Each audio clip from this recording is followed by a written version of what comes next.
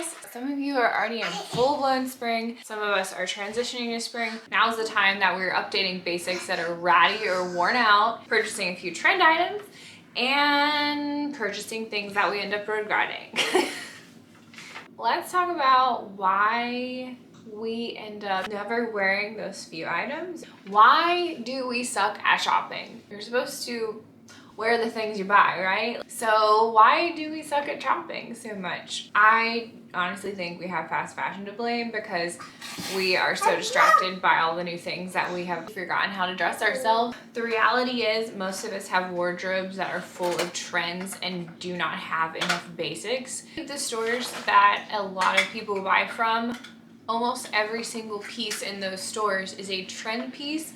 There's two types of pieces. There's basics and there's statements. And the statements don't necessarily have to be loud and in your face. But when I say a statement, I mean a piece that is the focus point of an outfit or is very trendy or is very specific to a time in fashion history. A lot of fast fashion places only are making statement pieces, and when they do make basic pieces, they're very crappy quality. So a lot of us end up with wardrobes that are full of trend pieces, and that's not our fault, but we end up pretty much buying a whole new wardrobe every single season. And maybe it's just me, but I don't really want to do that. It's extremely expensive. The thing that has helped me switch my mindset when I'm shopping is asking myself a few questions. There are things that get us sucked in. We end up buying something that's not our style because it's so low of a price, because it's a certain brand. We all have fallen for that, right? But that's not what I'm talking about. I'm talking about when an item checks all the boxes and you know, looking at that piece in your wardrobe, that it is checking all the boxes, but somehow, for some reason, you're not wearing it. The biggest issue for our wardrobes, in my opinion, is you are seeing pieces in the store as individual pieces. They're not. No piece in your wardrobe is an individual piece. It's a building block. Does it spark joy? You can go to the store and you're going to feel lots of joy from things that are actually going to work for your wardrobe. You need to think about not if the individual piece appeals to you, but if this is going to actually be a good building block to add to your wardrobe. Your wardrobe should be made up of building blocks for your style. Well, yesterday I was on Poshmark looking for some shorts for spring and summer. I was fulfilling a need. I needed shorts, right? So any pair of shorts would check that box of needing shorts. I found a pair of shorts, this one, that was checking all of my boxes. The cut of the shorts is flattering on my body. I trust the brand. I know that the size is going to fit me. I have always loved this type of fit of shorts. I love the high waist. I love that it flares out slightly. I love that it's made out of light material. I know I'm gonna wear these. These are gorgeous. Beyond that, they are also checking some trend boxes.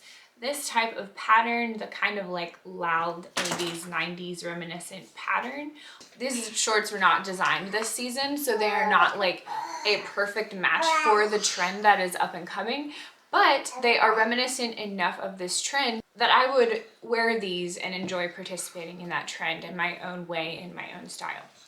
So I almost bought them. And then I realized that they actually aren't going to fit into my style.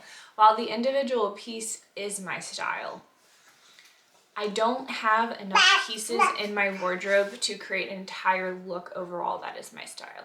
So the thing that we get messed up on, in my opinion, you have a piece that's your style, but you don't have other pieces to go with that piece to create an overall look that is your style. For me, the problem is not that I can't find things that are in my style. The problem is that when I go to create an overall look, I'm losing my style because I don't have the right pieces for my style. I was looking at these shorts as an individual piece, but not as a building block. So these shorts, while they check every single box, they do not check the box of being a building block that would add to my wardrobe. They would just sit in my wardrobe. Even though they're a brand I love, even though they were $7 for a pair of $70 shorts, right? Tempting. They were a piece that I needed. It's too bad though, because they would have sat in my wardrobe, and I'm glad I didn't end up buying them. The questions that in this day and age we are forgetting to ask ourselves, that are the very questions that will have us actually wearing pieces in our wardrobe or decluttering them, is, do they match?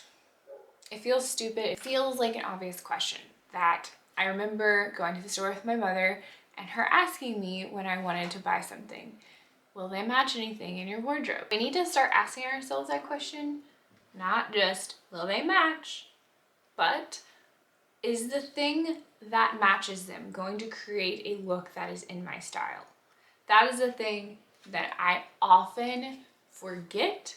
You can always match a neutral with a patterned bottom, patterned top with a neutral bottom. You can always match two neutrals together. You can match things to make a monochromatic look, but all these ways of matching will create different versions of essence. If you want your style to look a certain way, there's different types of matching that aren't actually going to feel quite right on you. So in this case, with this pair of shorts, in the fall and winter, I go for more of that. I go for more looks that are a lot deeper and contrasting.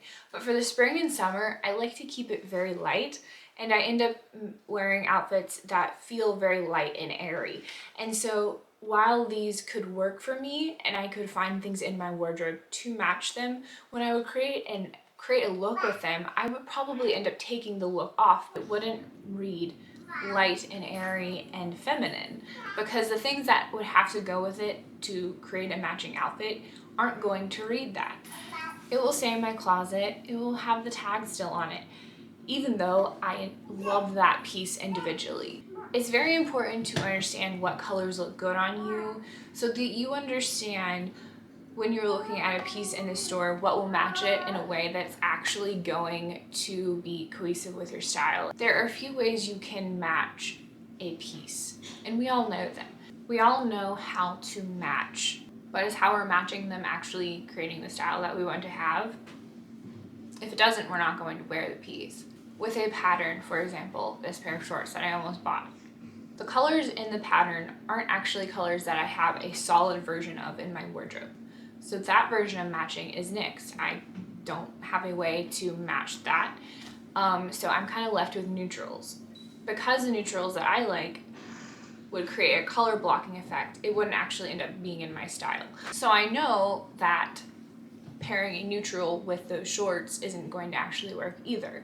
So I don't actually have anything in my wardrobe that is going to match this piece of clothing in a way that creates the overall look that I want to have. The thing that stays pretty constant for people is your individual style. You should be honest with yourself of how that style is created, and that will help you know what pieces you need in your wardrobe and what pieces you don't need. The last thing you're going to have to ask yourself is, if you don't have pieces in your wardrobe to match this piece, are you willing to put the money into getting the pieces to actually create a look in your style with this individual piece? Am I willing to actually put the money into creating a whole ensemble? And then honestly, at that point, you'll figure out whether or not you like that piece that much, because that's a lot bigger of a commitment. So who cares if the pair of shorts was $5? If they don't match anything, you're going to have to buy 2 or 3 other pieces to make an outfit, and then at that point, how much more money are you spending? So before you buy pieces this spring that you end up regretting because they're trendy or because they're cheap, or you feel like they will fit in your style because you just like them, stop thinking about them as that individual piece and start thinking about your pieces as separates, because that's what they are. Most of us don't wear dresses every day. Most of us don't wear jumpsuits every day. So we're wearing separates. That's just the day and age we are in. We're in a pretty casual time in fashion history when it comes to dressing. So you're gonna have to figure out how to actually have a wardrobe filled with building blocks and separates instead of a wardrobe filled with individual pieces. Start asking yourself that question that your grandma asked you or your mother asked you when you went shopping growing up. I don't know if you've noticed, regardless of whether or not you like their style, in my opinion, I feel like the generations before us actually knew how to dress themselves in a way that we have lost because of fast fashion. So you can still have your style, but you can really learn a lot from the very basics that are just second nature to the generations that came before us. Enjoy shopping, enjoy looking for some pieces. Hopefully this little tip will help you guys. I really feel that I have benefited from thinking about the pieces in my wardrobe as separates instead of trying to have each individual piece spark joy.